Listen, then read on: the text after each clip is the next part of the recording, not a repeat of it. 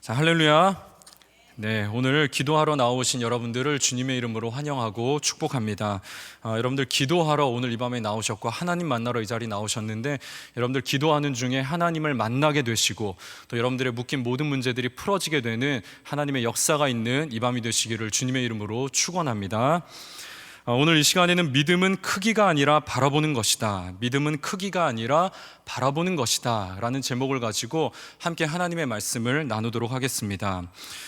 저희가 이제 지난주 목요일부터 해서 이번 주 화요일까지 여러분들 또 성도님들의 많은 기도로 인해서 우리 태국 단기 선교팀이 은혜 가운데 사역을 잘 마치고 또 돌아오게 되었습니다. 사진을 보시면은요, 우리 태국팀이 이제 태국의 팡하 지역을 다녀오게 되었는데, 이 태국 선교팀이 5년 전에 발족이 되어서 지금까지 5차례, 올해까지 5차례 이렇게 태국을 다녀오게 되었습니다.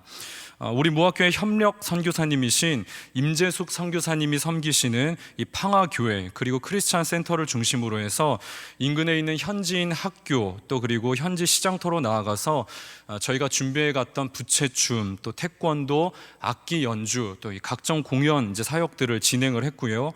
또 하루는 저희가 이렇게 나가기도 했었고, 또 선교사님이 섬기시는 그 교회로 다 사람들을 초대를 해가지고 이제 공연을 하고, 저희가 또 한국 음식을 또 준비를 했었습니다. 한국 음식을 또 현지인들에게 나누고 교제하는, 또 복음을 증거하는 이제 그러한 시간들을 좀 가지기도 했었습니다. 그리고 또 선교사님과 함께 또 인근 마을을 좀 다니면서 현지인 가정을 저희가 또 방문을 해가지고 그 현지인 가정에 있는 사람들을 저희가 위로하고 또 이제 기도해 드리는 중보 기도를 해 드리는 이제 그러한 사역들을 좀 하기도 했었습니다. 그리고 이 태국 사람들이 보니까 이제 태국에도 한류 열풍이 불고요, 한국 사람들을 굉장히 좋아합니다. 또 한국의 음식 중에 김을 그렇게 좋아하더라고요. 그래서 저희가 이제 김을 준비해 달라고 하셔가지고 저희가 이제 가정을 방문하고 기도해 드리고 또 김도 선물을 해 드리고 이제 그렇게 돌아왔었습니다.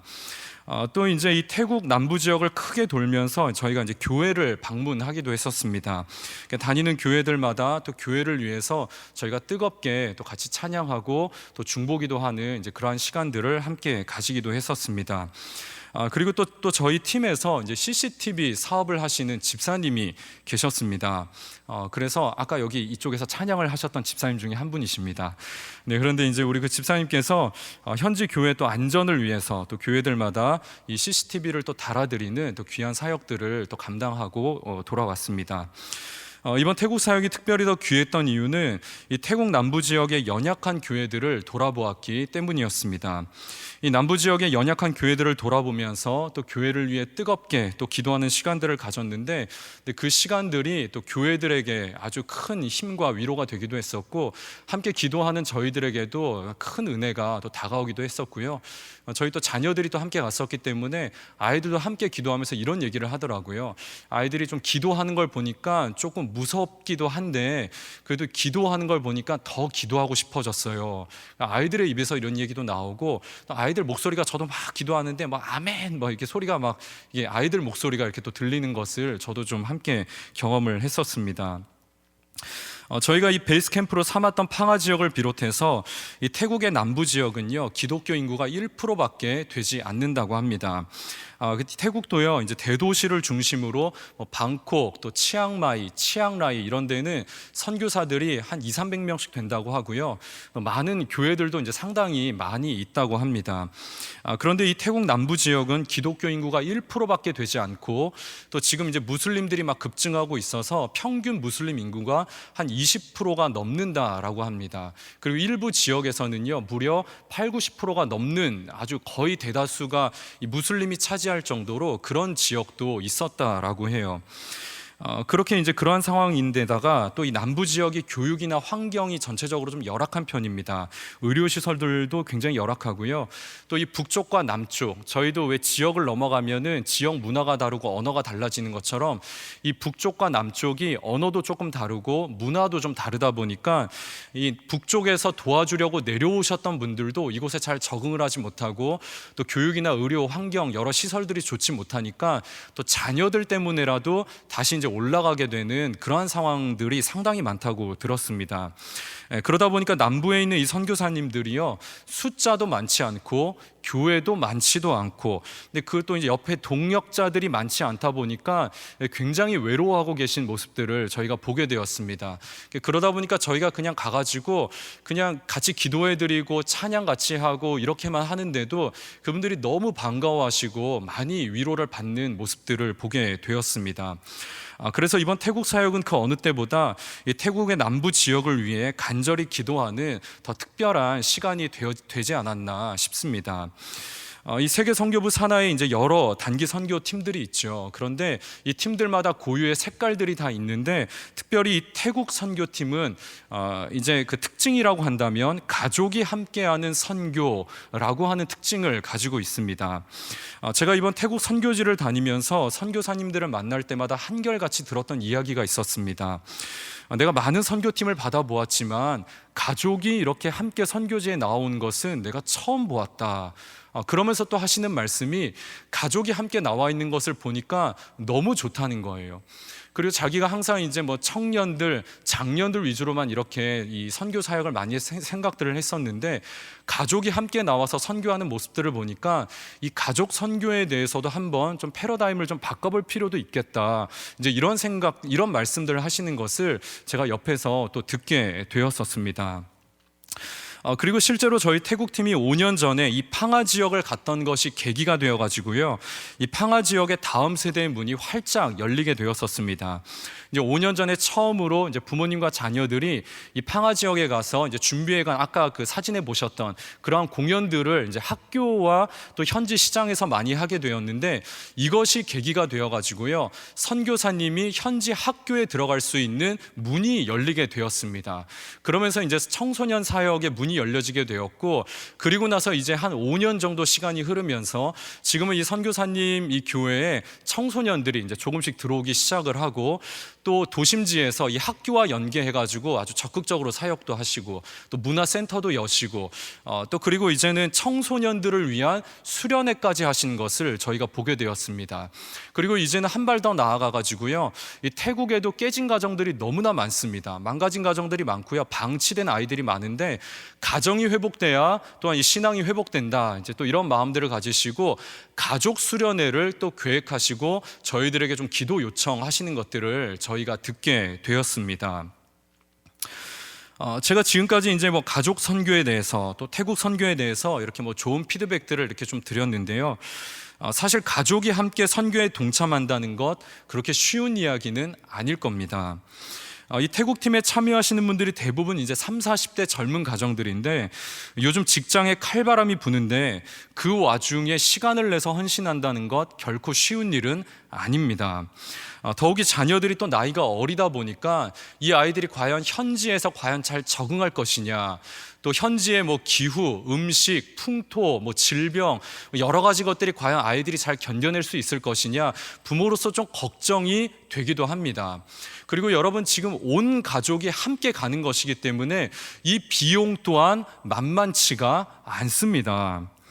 한 가정이 며칠 동안 놀러 간다고 해도 이 비용이나 챙겨야 할 것들이 굉장히 많이 있는데, 이 더군다나 하물며 해외의 열악한 선교지로 가는데 어린 자녀들과 함께 신경 써야 할 것들이 얼마나 많겠습니까?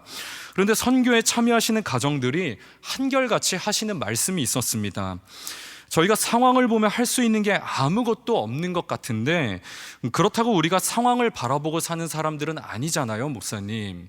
우리는 그래도 하나님을 바라보고 사는 사람들인데, 그렇다면 여전히 불안하고 걱정되는 부분들은 많지만 그래도 그냥 결단하고 나왔습니다.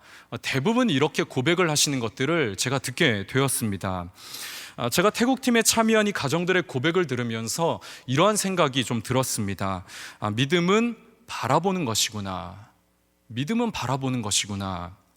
이분들이 어떤 대단한 믿음을 가지고 있어서 온 가족이 선교에 헌신한 것이 아니라 그냥 단순하게 하나님 한 분만을 바라보고 하나님만 집중하면서 나아오니까 모든 상황들은 그냥 문제가 더 이상 되지 않고 그렇게 하나님 앞에 이 선교지로 나아오게 되더라는 것입니다. 여러분, 우리는 믿음을 크기라고 생각할 때가 많이 있습니다. 그런데 믿음은 크기에 달려있는 것이 아니라는 것이죠. 내가 지금 무엇을 바라보고 있느냐, 내가 지금 바라보고 있는 것이 무엇이냐에 따라 나의 믿음이 결정된다는 것입니다. 오늘 우리가 읽은 이 이사야 6장의 내용은 지금 무엇을 바라보고 있느냐, 바라봄에 대한 이야기를 우리에게 들려주고 있습니다. 이 이사야는 남유다에서 활동했던 선지자로 우시야 왕 시절에 활동했던 선지자였습니다. 그런데 어느 날 이 우시야 왕이 죽게 되면서 이사야는 환상 중에 왕의 자리에 앉아 계신 하나님을 보게 되었습니다. 하나님이 이사야에게 보좌에 앉아 계신 왕으로 나타나셨던 이유는 하나님의 왕되심을 바라보게 하시기 위함이었습니다. 우리 이사야 6장 1절의 말씀을 세 번역 말씀으로 우리 같이 한번 봉독해 보겠습니다. 시작. 우시야 왕이 죽던 해에 나는 높이 들린 보좌에 앉아 계시는 주님을 배웠는데 그의 옷자락이 성전에 가득 차 있었다. 아멘. 자, 이사야는 환상을 통해 지금 하나님이 보좌에 앉아 계시고 하나님의 옷자락이 성전에 가득한 것을 보게 되었습니다. 지금 하나님의 옷자락이 이 성전을 덮었다라고 하는 것은 하나님의 통치와 권능이 이 온 하늘에 가득 차 있었다는 것을 의미하고 있습니다. 그런데 이 하나님의 통치와 권능이 하늘에서만 머물러 있는 것이 아니더라는 것입니다. 하나님의 통치가 하늘에만 제한된 것이 아니라는 것이죠. 이 3절의 말씀을 보시면은 만군의 여호와여 그의 영광이 온 땅에 충만하도다. 하나님의 통치가 하늘에서 이루어지는 것과 똑같이 온 땅에서도 하나님의 통치가 임하고 있는 것을 이사야는 두 눈으로 똑똑히 보게 되었다는 것입니다. 이 보통 선지서들의 특징은요, 선지서 서두에 선지자들이 소명을 받는 것으로 모든 선지서들이 대부분 시작이 되고 있습니다. 그런데 이사야서는 특이하게도 이사야가 선지자로 활동하고 난 이후에 한참 뒤에 하나님의 부르심을 받게 되는 소명 체험이 나오는 것을 보게 됩니다.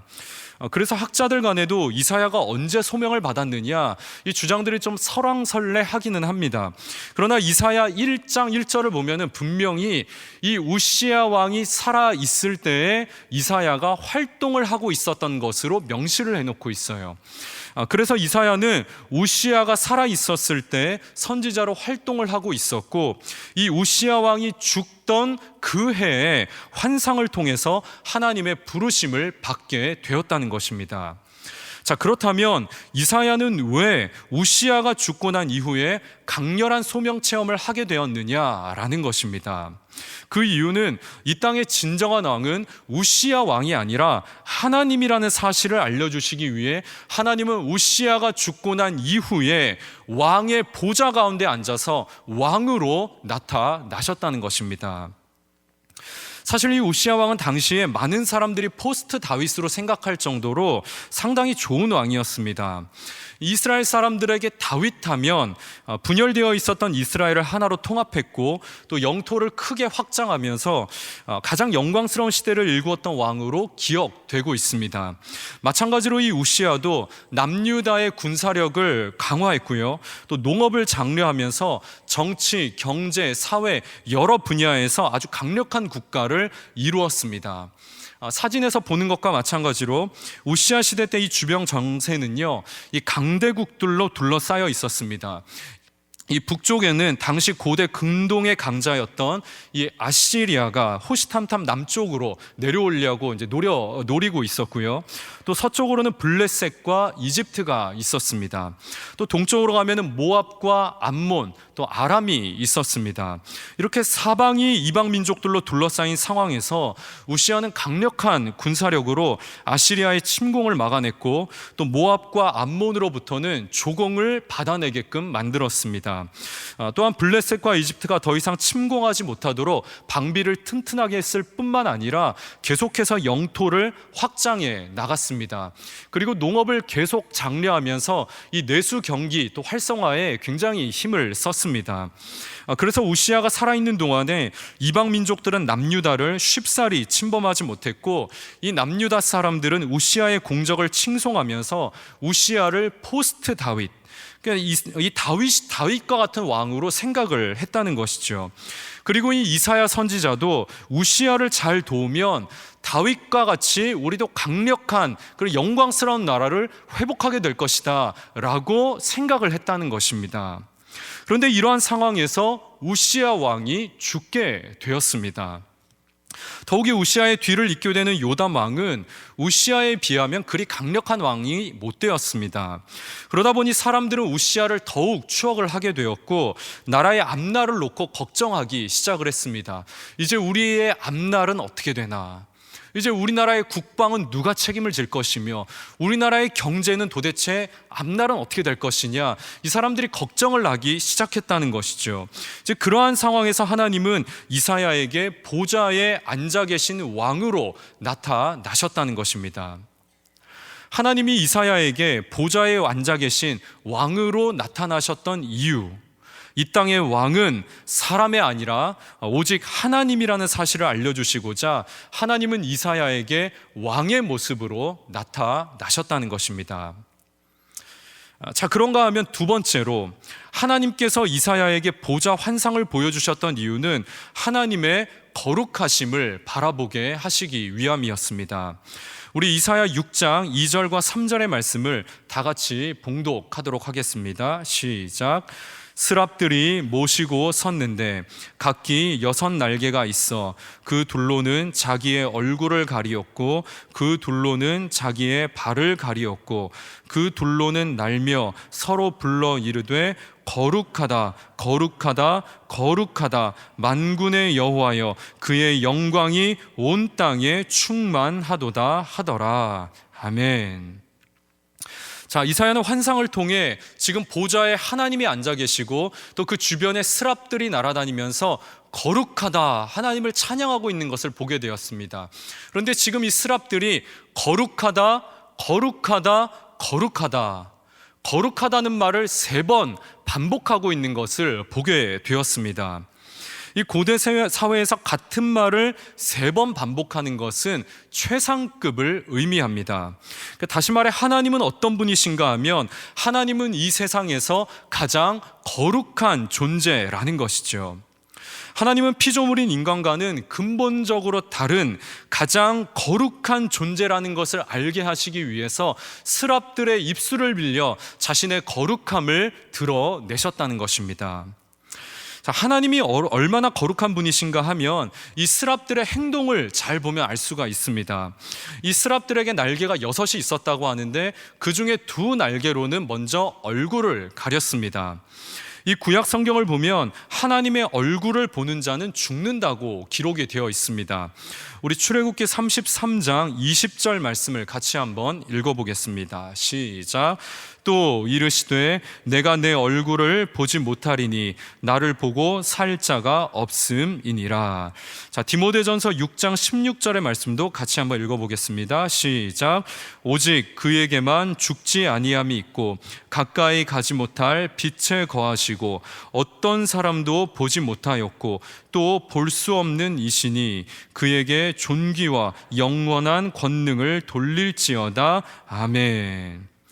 자, 모세는 하나님을 대면했던 사람이었습니다. 그러나 그 모세조차도 하나님의 얼굴을 직접적으로 보지는 못했습니다. 그리고 하나님을 대면했던 모든 사람들은 다 동일한 반응을 보였습니다. 이제 나는 죽게 되었구나. 나는 죽게 되었구나. 환상 중에 하나님의 영광을 보았던 이사야서도 오늘 말씀의 5절을 보면은 이렇게 말합니다. 화로다 나여 망하게 되었도다. 나는 부정한 것이 많은 사람인데 부정함이 많은 사람이 어떻게 감히 거룩한 하나님 앞에 설 수 있겠는가? 나는 이제 곧 죽겠구나. 이사야는 거룩하신 하나님 앞에서 두려워 떨었다는 것입니다. 죄가 많은 사람이 판사 앞에서 두려워 떠는 것은 당연한 일이겠죠. 그런데 지금 죄가 하나도 없는 이 천상의 존재들도 하나님의 영광 앞에 두려워 떨면서 얼굴을 가리고 있었다는 것입니다. 그만큼 하나님은 거룩한 존재라는 것입니다. 자, 그리고 스랍들은 또 두 날개로는 발을 가렸다라고 말씀하고 있습니다. 이 구약 성경에서 발은 더러움을 상징하거나 또는 용변을 보는 사람의 생식기를 의미하기도 합니다. 이 발이나 생식기 둘 다 고대 사회에서는 더럽거나 부끄럽다, 어떤 수치스럽다 이런 의미를 이제 가지고 있는 말들이었습니다.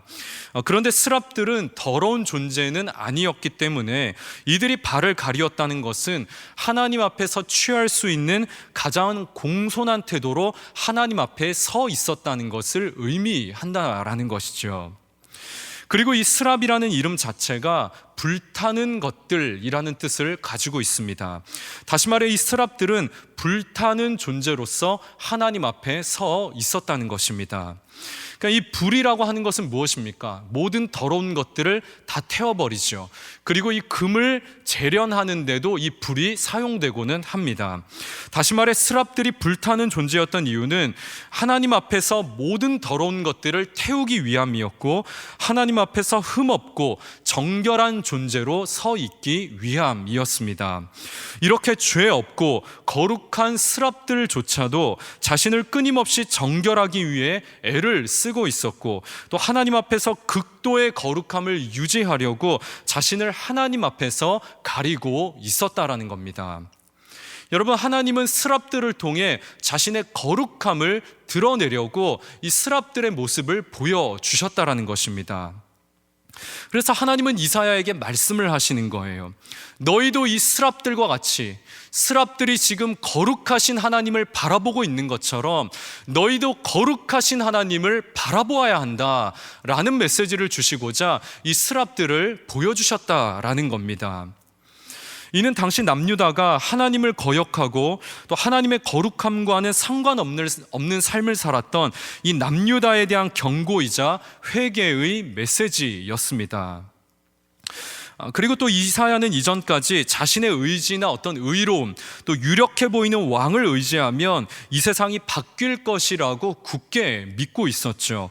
그런데 하나님은 이 세상은 한 사람의 어떤 능력, 한 사람의 어떤 의지로 바뀌게 되어지는 것이 아니라 오직 하나님의 거룩하심만이 이 세상을 변화시킬 수 있다라는 것을 알려주시려고 하나님은 이 스랍들의 환상을 보여주셨다는 것입니다. 여러분, 그런 의미에서 이 세상을 변화시키는 자들은 누구인가 하면 바로 거룩한 사람들, 성도라는 것입니다. 제가 목사가 되기 전에 하나님 앞에 서원처럼 기도했던 것 하나가 있었습니다. 그것은 목사가 되기 전에 먼저 하나님 앞에서 한 사람의 그리스도인이 되기를 원합니다.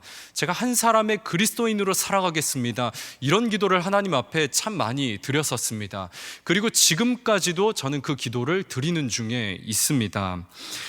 저는 제가 감히 목사가 될 자격이 없다는 생각을 가지고 있는 사람입니다. 저에게는 비록 자격이 없지만 하나님이 자격을 주시니까 목사를 하는 것이지 제가 거룩해서 이 일을 하는 것이 아니라는 그러한 마음을 가지고 있습니다. 여러분, 레위기 19장 2절을 보시면 내가 거룩하니 너희도 거룩할지어다, 이러한 말씀이 있죠. 하나님이 원하시는 것은 거룩이지 직분을 원하시는 것이 아니라는 겁니다. 여러분, 교회에서 받은 직분은 그저 교회를 돕고 섬기기 위한 역할이고 기능일 뿐이지 직분이 우리의 믿음과 거룩을 증명해 주는 것은 아니라는 겁니다. 그런데 우리는 교회에서 직분 받는 것을 마치 무슨 군대에서 계급장 받는 것처럼 생각할 때가 굉장히 많은 것 같습니다. 그런데 하나님 앞에서 직분은 아무런 소용이 없다는 것입니다. 하나님 앞에서는 그저 거룩한 성도인가, 그렇지 않은가, 이것만 중요할 뿐이지 직분이 우리의 믿음과 거룩을 보장해 주는 것은 아니라는 겁니다.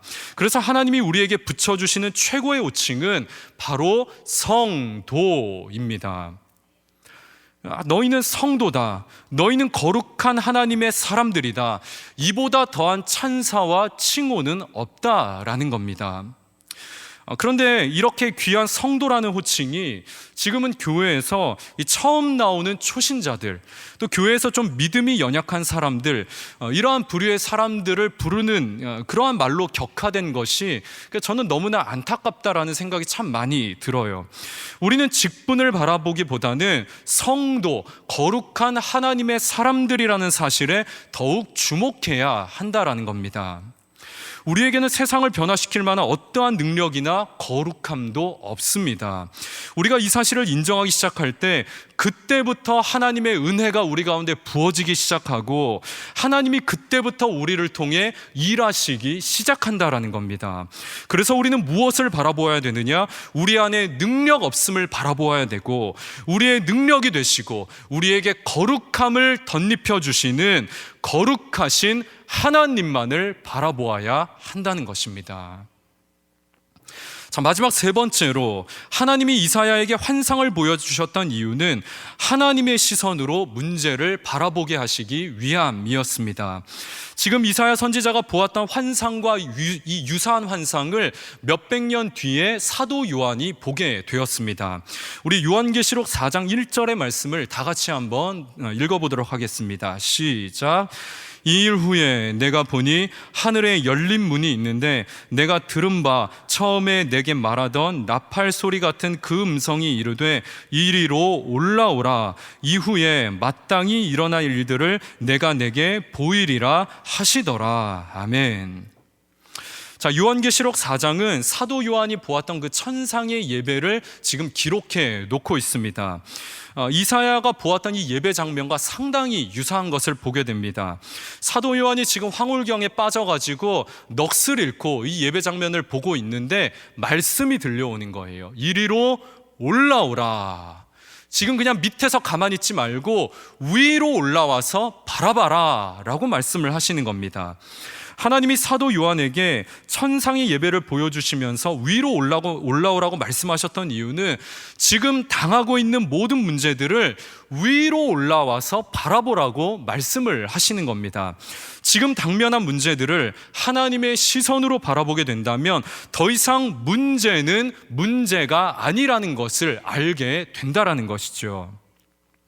요한계시록이 쓰여졌던 이 시대는 로마의 지배 아래서 교회들이 극심한 핍박을 받던 중에 있었습니다. 그래서 그리스도인들 가운데 이 배교하는 사람들도 상당히 많이 생겨나고 있었습니다. 또 사도 요한도 지금 반모섬에 유배가 되어서 채석장에서 지금 강제 노역을 하던 중에 있었죠. 매일매일 고된 생활을 하던 중에 있었습니다. 그런데 그때 하나님이 사도 요한에게 이 환상을 보여주시면서 말씀하시는 거예요. 이리로 올라오라. 올라와서 보니까 어때요? 우리가 지금 당하는 이 핍박과 고통의 시간들이 그저 지나가는 한순간에 불과하더라는 것입니다. 사람의 눈으로 보면 절망이 끝이 보이지 않고 이 시간이 그냥 마냥 괴롭고 힘들기만 한데 하나님의 시선으로 바라보면 이 시간은 하나님의 영광으로 향하는 하나의 관문일 뿐이라는 것입니다. 그리고 마지막 최후의 순간에는 승리의 면류관이 예비되어 있다는 것을 지금 두 눈으로 똑똑히 올라와서 보라고 주님께서 말씀하고 있다라는 것입니다. 제가 늘 비행기를 탈 때마다 느끼는 것이지만 하늘로 올라가서 보면은 집도 사람도 잘 보이지가 않습니다. 하늘에서 보면 우리가 살아가는 자리들 그냥 점만치도 못하게 아주 작게 보이기만 하죠. 비행기를 타고 올라가서 이 아래를 내려다보기만 해도 이 세상의 문제들은 눈에 보이지도 않는데 하물며 광대하신 하나님의 시선으로 우리의 문제를 바라보게 된다면 이 문제들은 더 이상 문제도 아니라는 것입니다. 그리고 하나님의 시간 안에서는 우리가 당하는 이 환난과 고통들도 그저 잠시 잠깐 지나가는 것 뿐이라는 거예요. 그런 의미에서 우리의 믿음이라는 것도 하나님이 보시기에는 그저 먼지만큼도 안 되는 작은 믿음에 불과하다는 것입니다. 그래서 주님은 말씀하시는 겁니다. 너희가 겨자씨만한 믿음만 있더라도 좋겠다. 너희가 겨자씨만한 믿음만 있더라도 너희가 이 나무를 뽑아다가 바다에 심기울 수 있을 것이다. 주님이 말씀을 하시죠. 믿음은 크기가 아니라는 거예요. 믿음이 있느냐 없느냐, 이게 중요하다라는 겁니다. 마태복음 14장에 가서 보면은 베드로가 무리를 잠시 걸었다가 물에 빠져들어가는 이야기가 있습니다. 우리가 너무 잘 아는 이야기예요. 베드로가 잠깐 무리를 걸었습니다. 그러나 곧장 물속에 빠져들어가기 시작을 했어요. 여러분, 무리를 걷고 무리를 못 걷고의 차이가 어디에 있었습니까? 예수 그리스도를 바라보고 있었을 때는 그 무리를 걸어갔지만 자신에게 다가오는 이 풍랑들을 바라보기 시작했을 때는 물속으로 빠져들어가기 시작했다라고 성경은 기록해 놓고 있습니다. 여러분, 기적의 유무가 어디에 있었습니까? 무엇을 바라보고 있느냐? 무엇을 바라보고 있느냐? 여러분, 그래서 믿음은 크기가 아니라는 것입니다. 지금 무엇을 바라보고 있느냐? 내가 지금 무엇을 바라보고 있느냐에 따라서 나의 믿음이 결정되고, 그래서 믿음은 바라보는 것이고 믿음은 시선이라는 것입니다. 우리 다 한번 같이 한번 따라해 보겠습니다. 믿음은 바라보는 것입니다. 믿음은 시선입니다. 네, 말씀을 맺습니다. 우리 이사야 2장 22절의 말씀을 다 같이 한번 읽어보도록 하겠습니다. 시작. 너희는 인생을 의지하지 말라. 그의 호흡은 코에 있나니 새말 가치가 어디에 있느냐. 자, 시편 146편 3절 말씀도 우리 같이 한번 읽어보겠습니다. 시작. 귀인들을 의지하지 말며 도울 힘이 없는 인생도 의지하지 말지니. 성경은 곳곳에서 사람을 의지하지 말라고 말씀하고 있습니다. 하나님이 이사야에게 환상을 보여주셨던 이유, 사람이 아니라, 상황이 아니라 하나님을 바라보고 하나님의 시선으로 문제를 바라보게 하시기 위해서 이 환상을 보여주셨습니다. 스랍들은 천상에서 거룩하신 하나님만을 바라보고 있었습니다. 하나님이 인간을 창조하신 목적도 동일하죠. 하나님은 인간을 하나님을 바라보게끔 창조하셨다는 것입니다. 여러분, 무엇이 능력입니까? 하나님을 바라보는 것이 능력인 줄로 믿습니다. 내게 주어진 문제를 한 발짝 떨어져서 하나님의 시선으로 문제를 바라보는 것, 이것이 믿음이고 능력입니다. 여러분, 금요 성령 집회 자리는 하나님을 바라보는 자리인 줄로 믿습니다. 유력한 사람을 바라본다고 문제가 해결되지 않습니다. 하나님을 바라볼 때 우리의 문제가 풀려질 줄로 믿습니다. 오늘 이 밤 우리의 시선이 하나님께 고정되고 우리의 문제를 하나님의 시선으로 바라보면서 문제보다 크신 하나님을 의지하며 나아가는 저와 여러분들이 되시기를 주님의 이름으로 축원합니다.